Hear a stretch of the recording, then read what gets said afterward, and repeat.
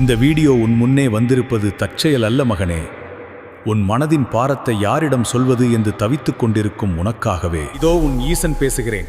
ஏன் வீணாக பயம் கொள்கிறாய்? குடும்ப பொறுப்பு, பணக்கஷ்டம், தீராத மன அழுத்தம் என்று உன் தோள்கள் தொய்ந்து போயிருப்பதை முக்கண்ணன் அறிய மாட்டேனா?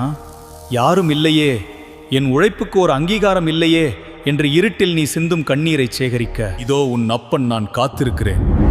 உலகம் உன்னை எள்ளி நகையாடலாம், உன் பலவீனத்தை பார்த்து ஏளனம் செய்யலாம்.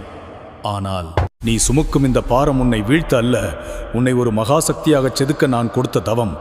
உன் இதயத்தில் எரியும் நஞ்சை என்னிடம் கொடுத்துவிடு. அதை தாங்க இந்த நீலகண்டன் இருக்கிறேன்.